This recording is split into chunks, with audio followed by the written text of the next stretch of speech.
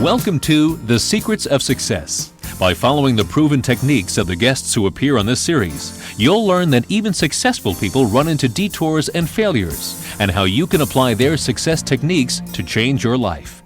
You're now listening to the most unique show on radio, the show dedicated to making you a success.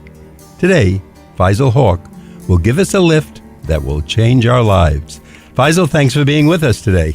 Thanks for having me. That's a pretty tall order. Now, you've written a book called Lift, and that's an unusual title.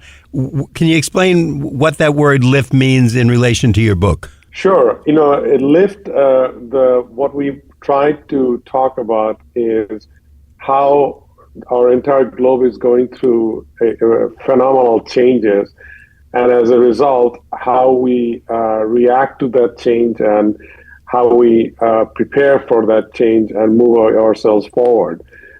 And one of the arguments we make is that if we want to lift others, first we have to lift ourselves. So the title comes from lifting ourselves with various leadership skills and other type of skills in order to lift others while we're lifting ourselves. That's where the title comes from. Now, in your book, early on in the book, you mentioned something called the number 4 and then IR. Can you explain to the audience what that stands for? Sure. 4IR stands for Fourth Industrial Revolution, which we are in right now. Fourth Industrial Revolution is really about convergence of all different kind of technologies that are changing the way we work, the way you consume things, the way you buy things, the way you produce, distribute, the way we think about healthcare, et cetera, et cetera. So it's a combination of a lot of different technologies, whether that's biotech, information technology, robotics, artificial intelligence.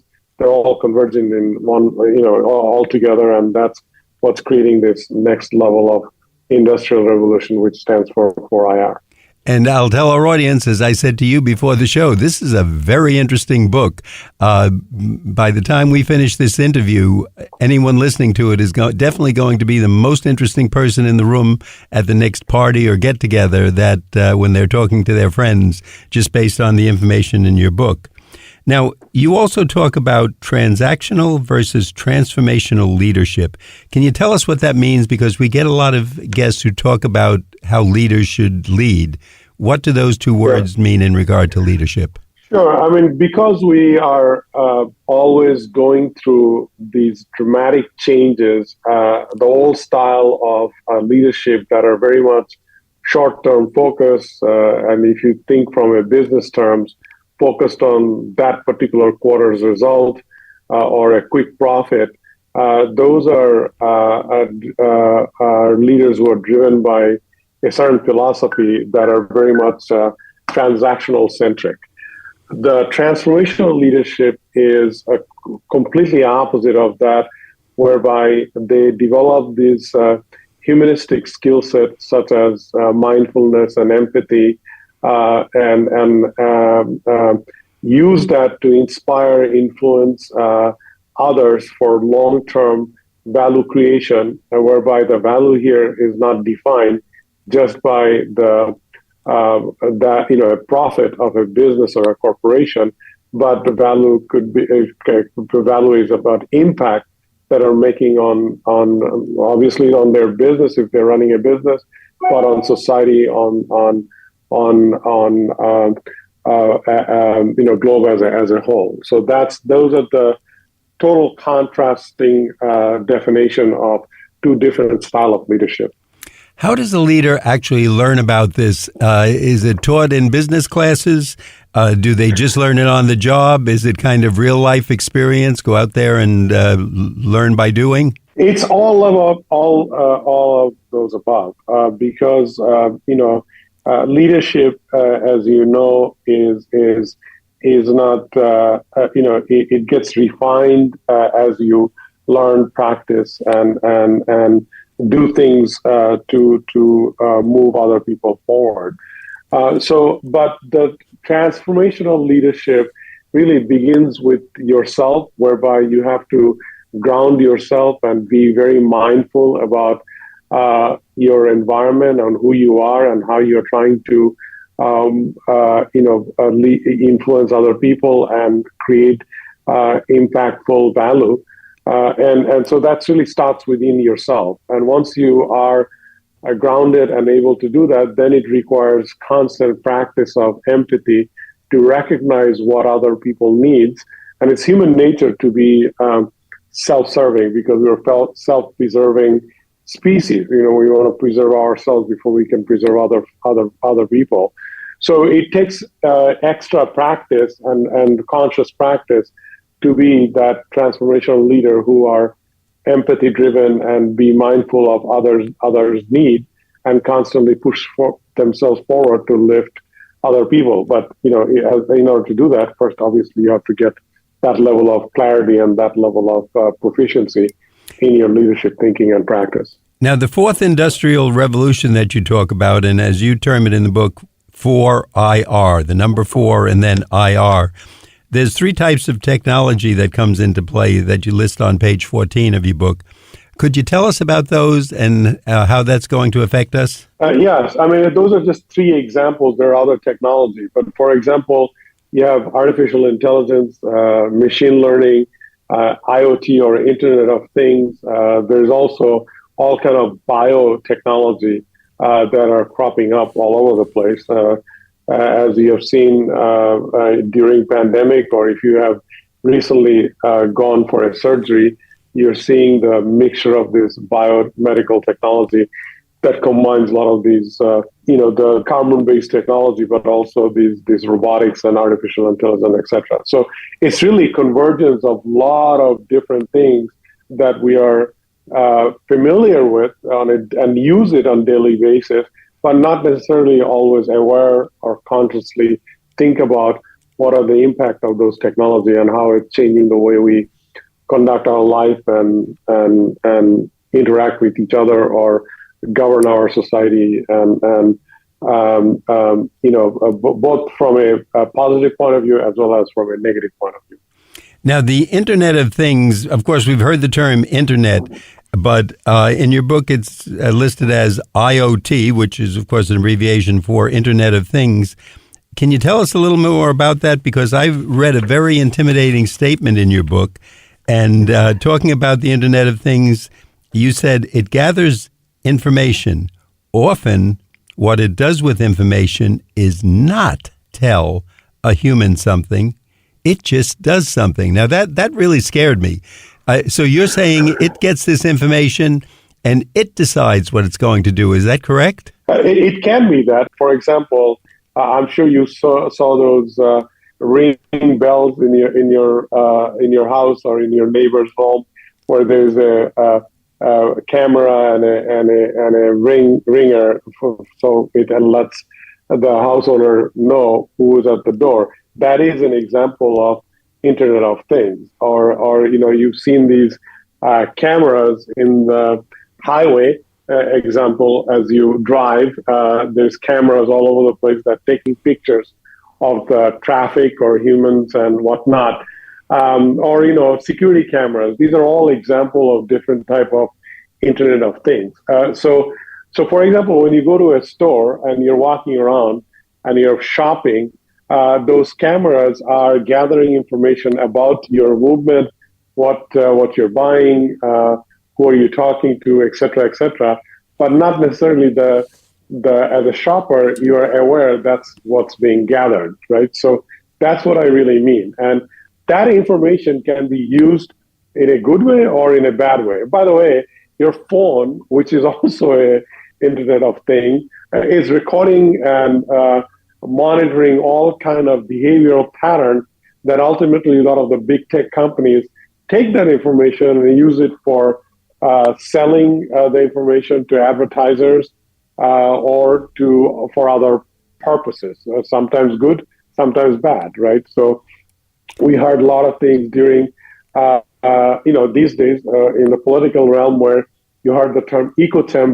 chambers, and a group of people with similar thinking just sees all the things they're talking about. that is also a result of gathering information often enough through this Internet of Things, such as phone or television or something else, and then being used for the purpose of whoever is benefiting financially or otherwise. So just the phone that we all love and we rely on and we use to find out the weather, the time, we use the calculator, we use the camera, but it's also collecting information on what kind of peanut butter we use, what kind of tires we put on our car, and perhaps what kind of car we drive and when we drive that car. Am I correct? Absolutely. I mean, simple example is that next time when you do a Google search, and let's say you have a Facebook account, go to Facebook account after you did the Google search, you'll see that if you search for a shoe, a bunch of shoe advertising will show up on your Facebook feed, right? Or your Twitter feed or your Instagram feed. So the way that happens is because the devices and the applications are constantly gathering information about whatever that you're doing, wherever you're traveling, whatever you're eating, wherever you're talking, et cetera, et cetera. Faisal, before we go further, I'd like to let our audience know that if you're just tuning in, you're listening to The Secrets of Success on the voice of Nassau Community College, 90.3 WHPC.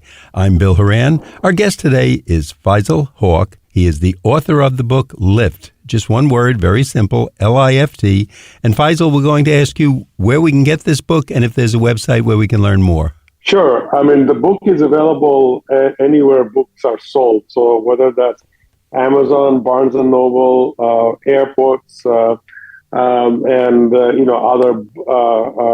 other book sites, you can buy it.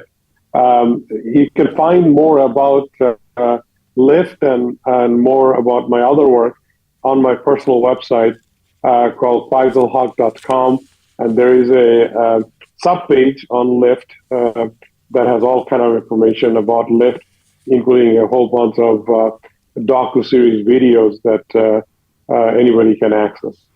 Now, I think I did a good job in going through your book. I took a lot of notes, and I wrote down that the job loss over the next 25 years will be 47%. So let's round that up a little bit. That's almost 50%. 1 out of every 2 jobs are basically going to disappear. How can we prepare ourselves for this? If someone is 20 years old, they're going to college, and let's say they're studying accounting or engineering or medicine. But half those jobs might be gone by the time they're 42 or 45 years old. And of course, that's the kind of the prime of their work life.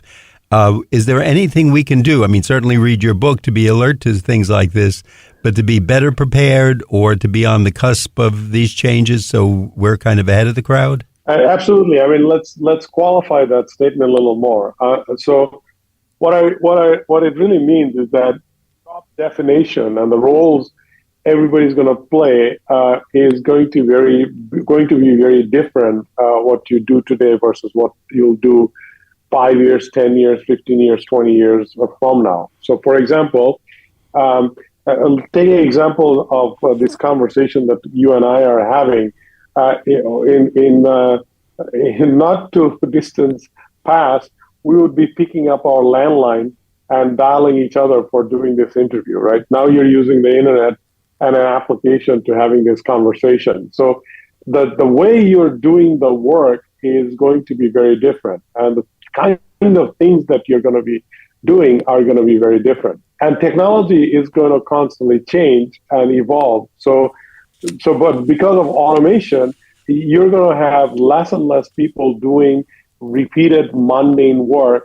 And the most successful people are going to be the ones who are creative and very focused on human-centric leadership and human-centric workload, because machines would not be able to necessarily replicate at the end of the day what human being can do. There's a lot of debate that, well, maybe AI application is better in writing a book than you are.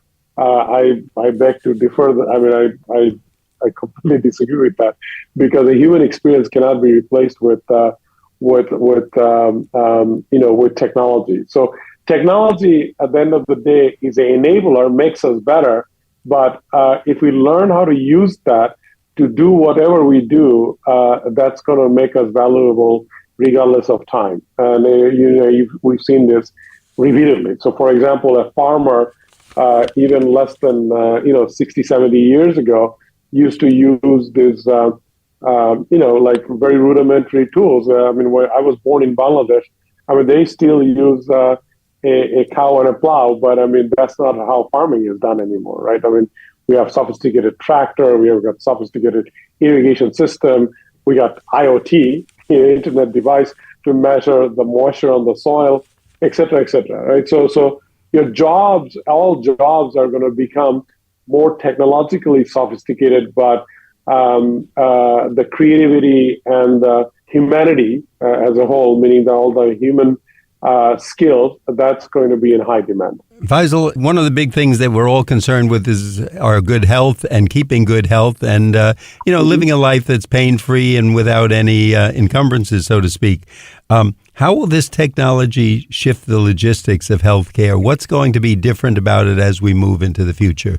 Look, healthcare has improved enormously. I am very aware of healthcare, partly because I have dealt with my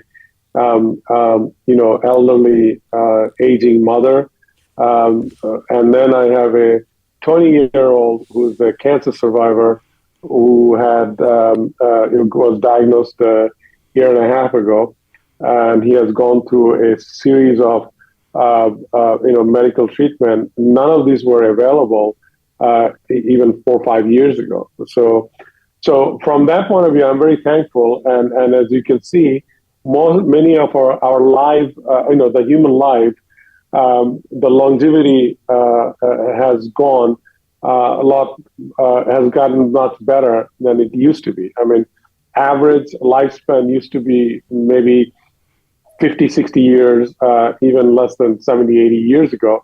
Now, 50 or 60-year-old is a young person who has got at least 30, 40 years ahead of them, right? So it's healthcare. I'm very optimistic what we can do. Obviously, just like with any other technology, healthcare technology also has to be ethical, and you have to be very conscious what is ultimately going to be beneficial versus harmful. We can also create all kind of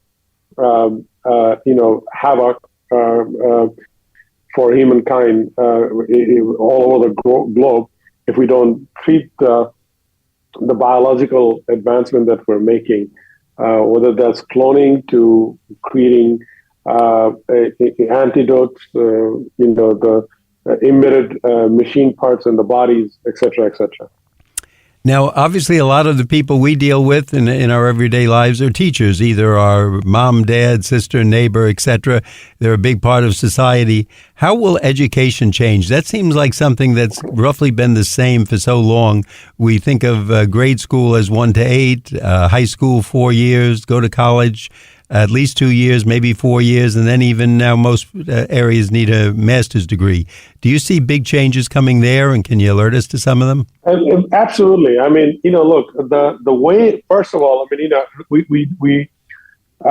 the way we learn now, especially the younger generation, is very different than the way the previous generation used to learn.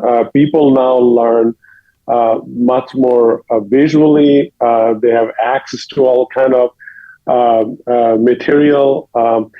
You can learn anywhere from anybody.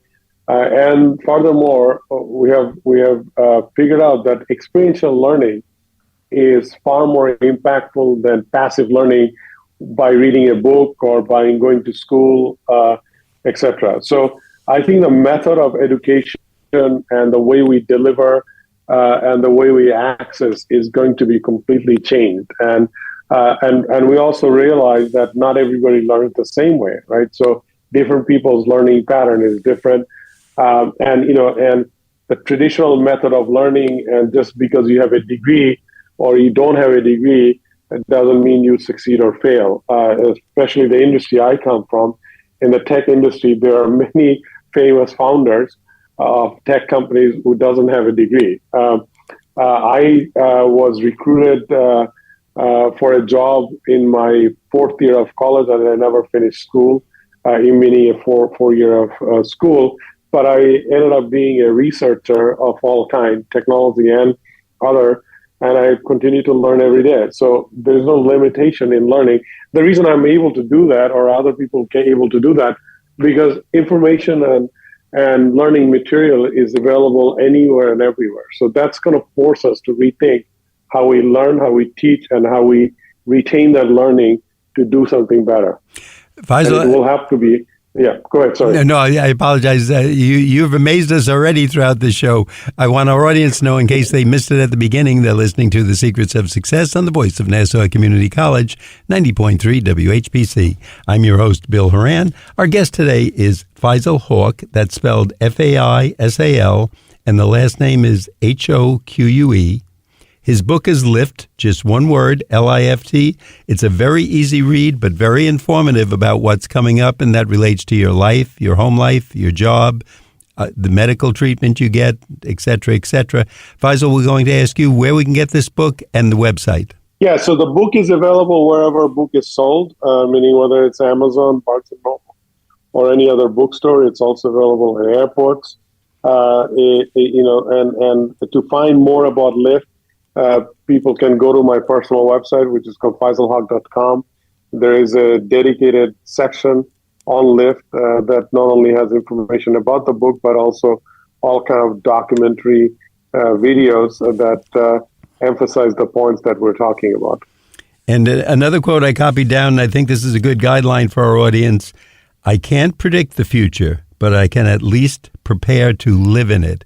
And I think if our audience thinks about that, we don't necessarily know what's coming. We do it to some degree. We know next week if we have a doctor's appointment or things like that.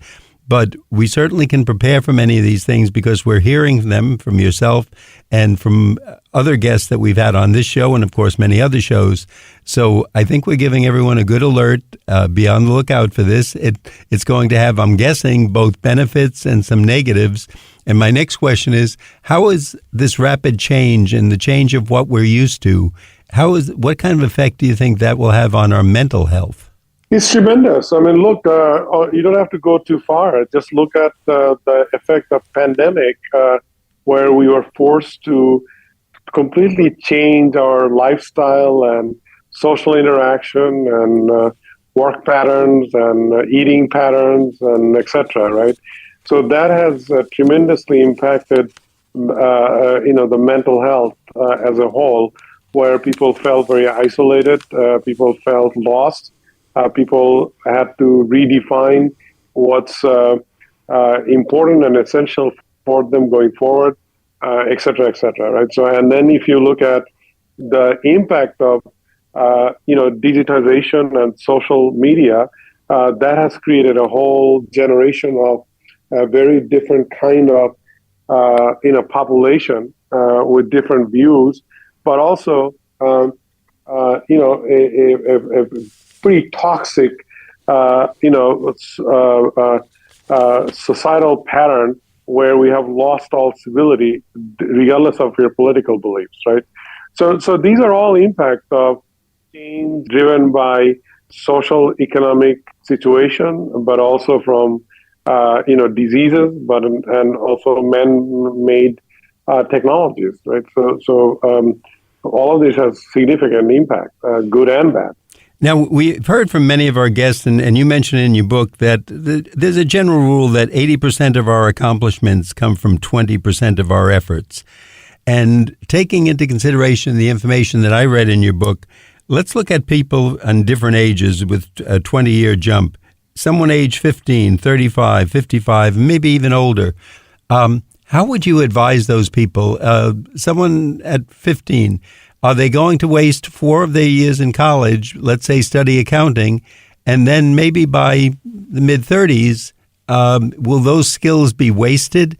And what about that accountant who's now 35 and he or she has been doing their work as a good accountant normally would?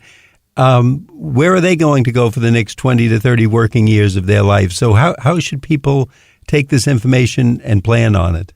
Look, I mean, I think all we can do is, first of all, we have to acknowledge the fact that, we have many acts in our life, right? So, your act one may be very different than your act five, and you have many chapters in your life. And we are ever evolving and ever rediscovering and reinventing who we are and what we want to do and what makes us happy and how we want to pursue our fulfillment through our career, but also other things that makes us human beings, right? So if you look from that context, I think the best we can do is put our 100% effort, whatever we're doing at that particular moment, and learn as much as we can for self-discovery as well as skill development and discovery of others. So have one of the terms we used, I've used several times, not just in Lift, but also in my other book called Everything Connects, is this beginner's mind, is the idea of that learn everything with a open mind and a beginner's mind where you forget whatever you learned in the past and rediscover something new. And that allows you to stay current, stay energized and refreshed and inspired to chart a path forward, right? So, but that requires practice. This is perhaps bigger, more challenging than actual learning something, meaning that having a beginner's mind all the time and being adaptive and enthusiastically embrace whatever situation that you're in. And Faisal, I stole another line from your book. You say that if we're saying something to the effect of, well, this is the way we've always done things, I think we're already running behind by using that quote, because anybody who's read your book knows we're moving very fast and very quickly into the future.